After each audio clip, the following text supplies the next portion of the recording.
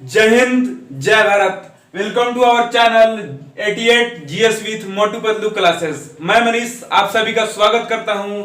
कल की तरह फिर मैं आज नया डाटा लेकर आया हूं। कल का डाटा जो था वो केरल पे था और मैंने कल ही बता दिया था वीडियो के अंत में कि कल जो हम डाटा लेके आएंगे यानी कि आज वो उड़ीसा राज्य पे होगा और हम उड़ीसा राज्य के बारे में पूरे विशेष तरीके से डीपली अध्ययन करेंगे। और मैं आपको बता दूं कि अभी फिलहाल में एसएससी जीडी यानी जो डिफेंस एसएससी के अंदर जो डिफेंशियल एग्जामिनेशन आती हैं वो चल रही हैं। तो मैं बता दूं कि अगर ये डाटा आप बढ़िया से पढ़ लेते हैं तो आशा करता हूं कि आपसे एक भी जो क्वेश्चन है वो उड़ीसा राज्य से नहीं छूटेंगे।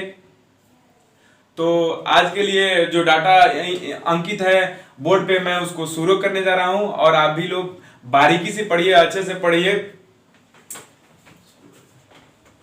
और हाँ, मैं साथ ही साथ एक बात बता देना चाहूंगा कि जो हमारी चैनल है 88 GS with Motu Patlu classes, उसको आप ज्वाइन करें, हमारे चैनल को सब्सक्राइब करें और वीडियो अच्छा लगे तो फिर एक लाइक तो बनता है। और अगर वीडियो में किसी प्रकार की त्रुटि हो तो कमेंट बॉक्स में लिखें ताकि हम अगले वीडियो में उस चीज का सुधार कर सकें और आप सबको तक अच्छी से अच्छी वीडियो पहुंच सके। तो आज हम शुरू करेंगे भारत के एक राज्य जिसका नाम उड़ीसा है या ओडिशा भी, लोग इसे ओडिशा भी कहते हैं।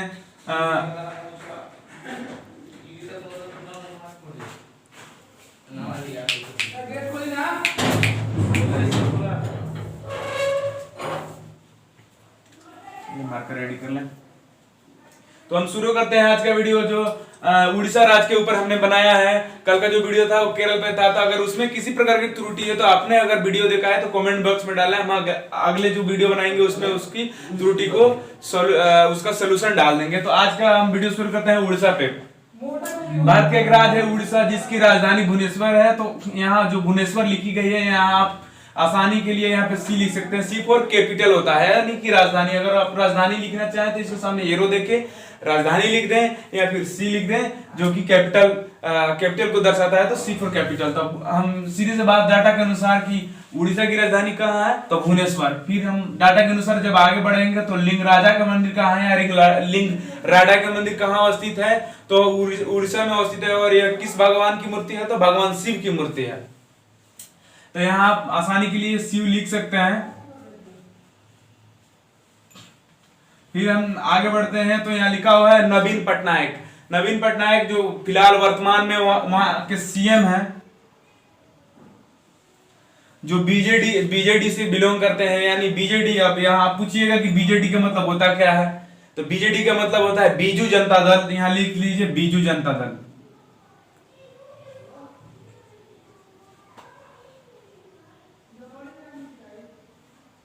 बीजू जनता दल ये वहां की राजकीय पार्टी है जो कि बहुत डेवलप पार्टी है। जिस प्रकार हम बता दें कि बिहार में आरजेडी या फिर जेडीयू जो पार्टियां हैं, जिस प्रकार से नीतीश कुमार जेडीयू के मतलब अध्यक्ष हैं, उसी प्रकार तेजस्वी जो आरजेडी के मतलब अध्यक्ष है, उसी प्रकार ये भी एक बीजेडी वहां की राजकीय पार्टी है जो बहुत उस राज्य में डेवलप पार्टी है। तो बीजेडी वहां की। उसके बाद एससी बोस डेल्टा कहाँ अवस्थित है, तो एससी बोस डेल्टा कहने का मतलब है कि सुभाष चंद्र बोस डेल्टा कहाँ अवस्थित है, तो उड़ीसा में अवस्थित है। फिर हम जैसे जैसे आगे बढ़ेंगे कि महानदी किस राज्य में अवस्थित है, तो महानदी वह उड़ीसा राज्य में अवस्थित है। उस महानदी के किनारे एक शहर बसा है जिसका नाम कटक है। वो कटक कहाँ अवस्थित है, तो महानदी के तट पे अवस्थित है। चांदी भारत में पूछा जाए कि चांदी आभूषण के लिए भारत का वह कौन सा शहर है जो प्रचलित है, तो हम बता दें कि जिस प्रकार हमने कल बताया था कि केरल के जो कोची है शहर है वह मानसून के लिए बेसिक जाना जाता है, उसी प्रकार यह भारत में भी जो आभूषण के लिए प्रचलित शहर है वह कटक है। भारत में प्रथम स्थान लाता है उड़ीसा का कटक शहर चांदी आभूषण के लिए। हम जैसे जैसे आगे बढ़ते हैं तो पूछा जाता है कि चावल अनुसंधान केंद्र कहाँ है, तो चावल अनुसंधान केंद्र अवस्थित है कटक में। यहाँ एरो लिख के कटक लिख सकते हैं, कटक। फिर हम जैसे पूछेंगे आगे बढ़े, हर कोई क्रिकेट का आजकल की दुनिया जो है वो क्रिकेट की फैन है, तो क्रिकेट की फैन है। आप भी हो सकता है कि आप भी क्रिकेट के फैन हो, तो ऐसा नहीं है कि नहीं जानते हैं बारावती क्रिकेट स्टेडियम कहाँ अवस्थित है, बारावती क्रिकेट स्टेडियम कहाँ अवस्थित है? यहाँ आप लिख सकते हैं बारावती स्टेडियम, एरो लिख के लिख सकते हैं सी फॉर क्रिकेट। और ये कहाँ अवस्थित है? तो यह कटक में अवस्थित है। फिर हम जैसे जैसे आगे बढ़ेंगे तो वह पूछा जाता है कि जगन्नाथ मंदिर या जगन्नाथपुरी मंदिर कहाँ अवस्थित है? तो वह उड़ीसा में अवस्थित है। कहाँ है? उड़ीसा में। क्योंकि हमने कल भी डाटा में बताया था कि हम जो भी डाटा पहले लिखेंगे, डाटा की जो हेड टॉपिक होगी उसी से रिलेटेड सारी क्वेश्चन होंगी उस डाटा में। तो जगन्नाथपुरी मंदिर कहाँ अवस्थित है? तो वह उड़ीसा में है। फिर आगे बढ़ते हैं तो हमें मिलता है चिल्का झील। चिल्का झील कहाँ अवस्थित है? तो उड़ीसा में है। चिल्का झील को ही लैगून झील या लैलक झील के नाम से जाना जाता है। तो आप इस प्रकार का छोटा क्वेश्चन या मझेलक क्वेश्चन बनाइए और उसके सामने लिखिए झींगा। झींगा। अब पूछिएगा कि हमने झींगा क्यों लिखा? तो झींगा हमने उसके सामने इसलिए लिखा कि ये जो झील है ये झींगा उत्पादन के लिए विशिष्ट है, झींगा उत्पादन के लिए प्रचलित है। फिर आगे बढ़ते हैं तो लिखा हुआ है हीराकुंड बांध परियोजना। हीराकुंड बांध परियोजना भारत की सबसे बड़ी और सबसे लंबी परियोजना है। नहीं, सबसे बड़ी परियोजना कहेंगे क्योंकि भारत के उड़ीसा राज्य में अवस्थित है और यह महानदी पर अवस्थित है। तो यहाँ आप लिख सकते हैं कि सबसे बड़ी परियोजना आप यहाँ सामने लिख लें, उसके बाद लिखते हैं महानदी। हो गया। फिर आगे बढ़ते हैं तो सूर्य मंदिर। अब इसके सामने भी हम मझला क्वेश्चन डालेंगे।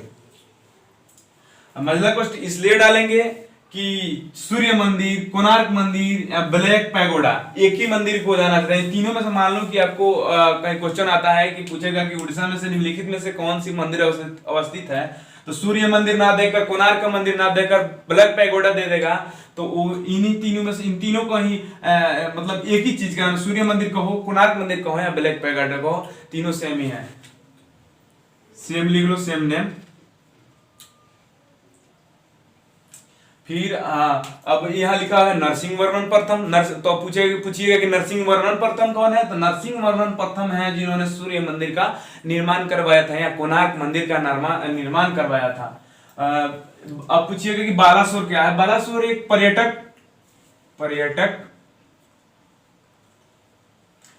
स्थल। आप पूछिएगा पर्यटक स्थल का मतलब क्या होता है सर? तो मैं बताऊंगा कि पर्यटक स्थल का मतलब होता है कि जो घूमने हो, दर्शनीय हो, जहां मतलब नेचर से रिलेटेड अच्छी अच्छी चीजें हो। यहाँ ये मतलब ये समुद्र के किनारे का जगह है जहां मंदिर, बहुत सारी चीज प्राकृतिक नेचुरल चीज है, तो लोग यहाँ ज्यादा घूमने के लिए जाते हैं, तो इसको पर्यटक स्थल भी कहा जाता है। अब फिर आगे बढ़ते हैं तो पूछता है कि एपीजे कलाम द्वीप कहाँ अवस्थित है? एपीजे कलाम द्वीप कहाँ अवस्थित है? तो यह कहाँ अवस्थित है? उड़ीसा में। पारादीप बंदरगाह। अब पारादीप बंदरगाह कहने का मतलब क्या होता है कि बहुत सारे बच्चे समझते हैं कि बंदरगाह मतलब क्या होता है, जहां बंदर ज्यादा संख्या में पाए जाते हैं उसे हम बंदरगाह कहते हैं। नहीं, बंदरगाह का मतलब बड़ी बड़ी सीपें जहां आती है, जहाजें आती हैं और विदेश से बहुत सारे सामानों का आयात निर्यात होता है। यानी कि अगर हम मान लेते हैं श्रीलंका से कुछ सामान आई हमारे भारत को, तो ये पारादीप बंदरगाह पे आके स्टॉक हुई, तो यानी कि हम विदेश से कुछ वस्तुएं जो जल मार्ग द्वारा लाते हैं, तो जिस स्थल पर रुकते हैं, स्टेशन जैसे हमें ट्रेनें रुकती हैं, स्टेशन बोलते हैं, उसी प्रकार बंदरगाह को शिप का एक स्टेशन है जहां हम विदेशी सामानों का स्टॉकेज आता है और वहां मतलब खाली किया जाता है। तो बंदरगाह है। अरे बंदरिया मत समझिएगा, बंदरगाह है। आगे बढ़ते हैं तो सर्वाधिक कच्ची सड़कें। हमने सुना था कि बिहार ही एक ऐसा राज्य है जो अनडेवलप है सड़कों के लिए, लेकिन बिहार अब अग्रणी हो गया है। अब सबसे ज्यादा कच्ची सड़कों की संख्या है और सबसे ज्यादा कच्ची सड़क कहीं है किसी और राज्य में, तो वो राज्य है उड़ीसा।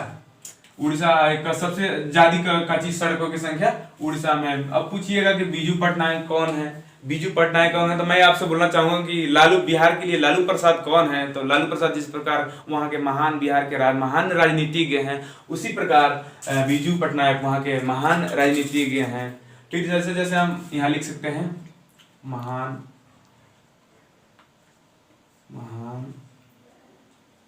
राजनीतिज्ञ,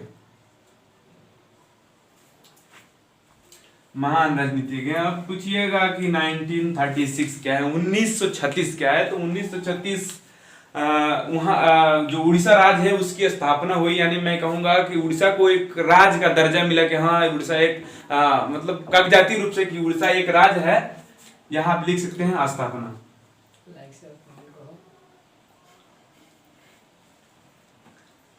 और मैं आप सभी से अनुरोध करूंगा कि आप केवल पढ़ने के चक्कर में ही ना रहे हैं। हमारा जो चैनल है 88 GS विथ मोटू पतलू, इस चैनल को सब्सक्राइब करें और बेल आइकन को भी दबाएं ताकि मेरा वीडियो आप सबों तक पहुंच सके।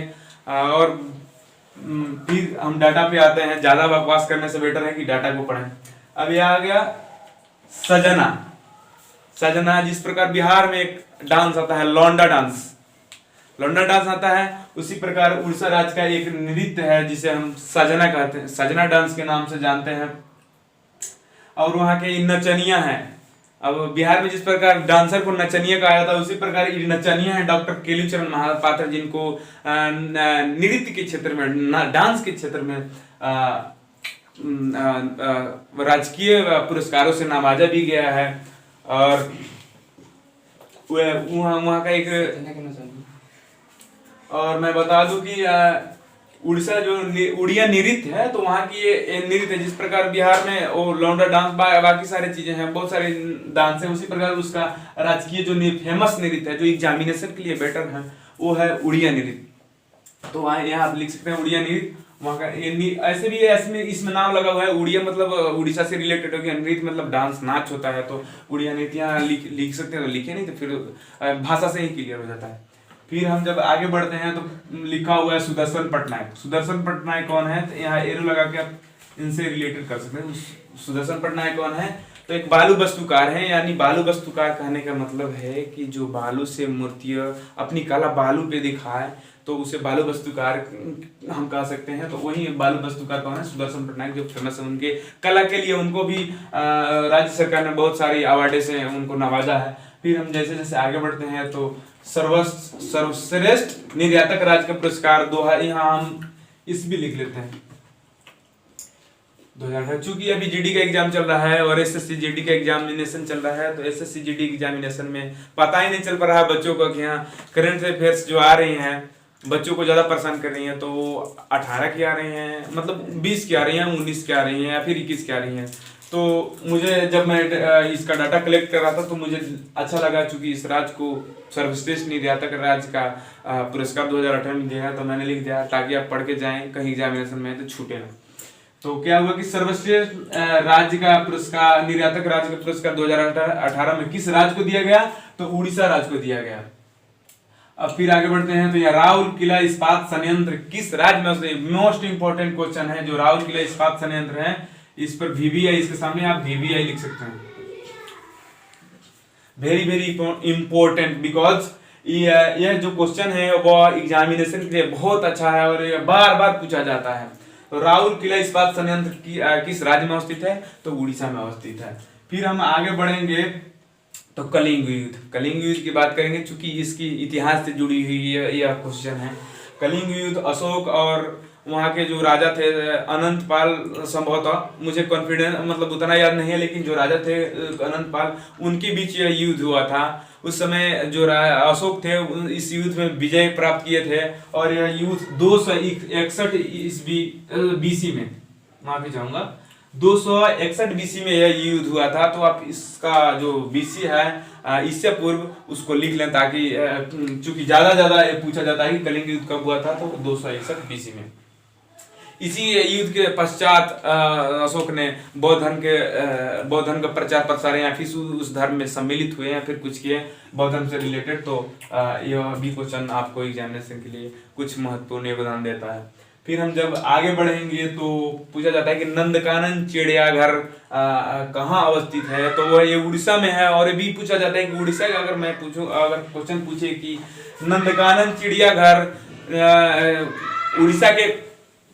उड़ीसा राज्य के किस जगह में अवस्थित है, तो उसकी जो राजधानी है भुवनेश्वर, वहां पे अवस्थित है। यहाँ पे लिख लीजिएगा भुवनेश्वर, मैंने लिखा है चूंकि हमारी बोर्ड छोटी है इसलिए मैं माफी चाहूंगा। मैं यहाँ से काट के आपको नीचे लिख देता हूँ डाटा में, भुवनेश्वर।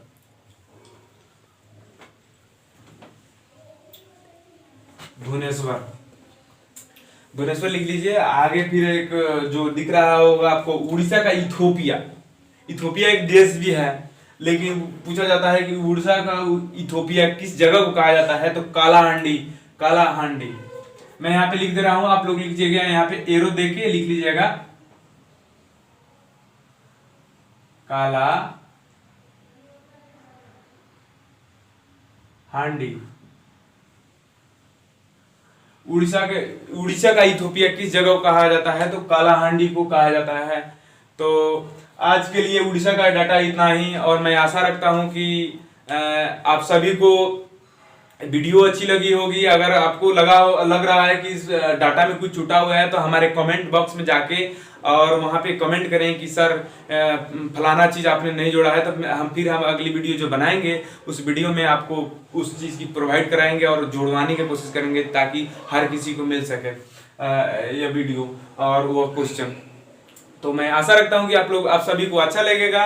और फिर से मैं आप सभी से आग्रह करना चाहता हूं कि जो हमारा चैनल है 88 GS with Motu Patlu classes, इस चैनल को यूट्यूब पे जाए, सर्च करें और सर्च करके हमारे चैनल को सब्सक्राइब करें, लाइक का बटन दबाएं और हमें भी प्रोटेक्ट करें, ताकि हम फिर अगली वीडियो बना के आपके लिए प्रोवाइड कराएं। तो जय हिंद, जय भारत।